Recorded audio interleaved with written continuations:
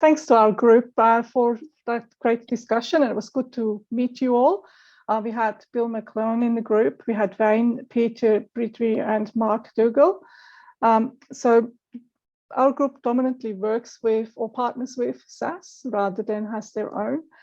So that's where our conversation came from. And it kind of ended up being more around what is actually a buyer persona and how do we create that?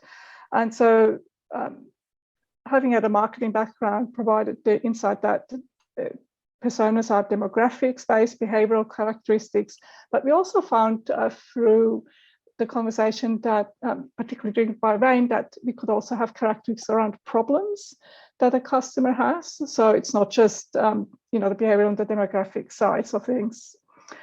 We also looked at that we need to focus on the value proposition for these different personas, and that each different persona may actually shift over time as well. One of the insights that Bill had was that with COVID, and Wayne actually enforced that with COVID, we had to start doing things differently, and we actually have to maybe look at the buyer personas again and how they may have changed. So if we set them up 3 years ago, they may actually be out of date now, and we need to revisit that. Because people will engage differently.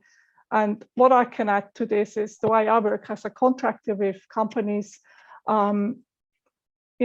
now we have that hybrid model is part of the discussion that 3 years ago just didn't happen. I mean, that was a kind of a conversation you had once you've got the contract to see if you could work from home. And it wasn't often looked at very favorably. Now it's the other way around.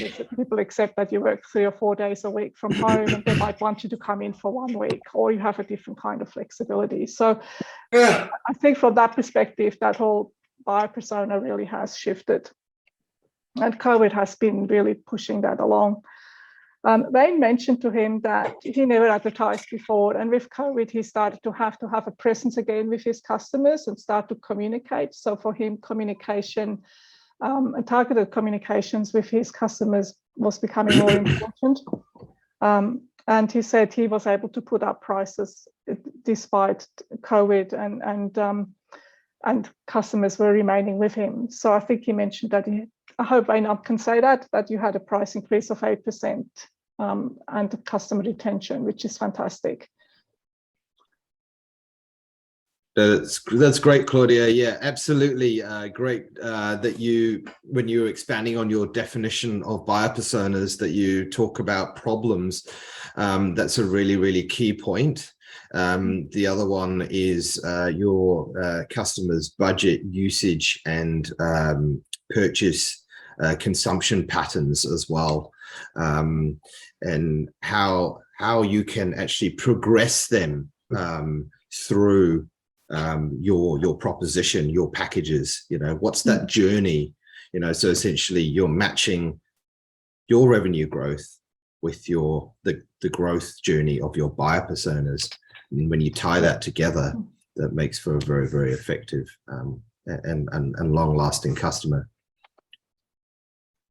Yes, so thanks, Ayon, and thanks to the group again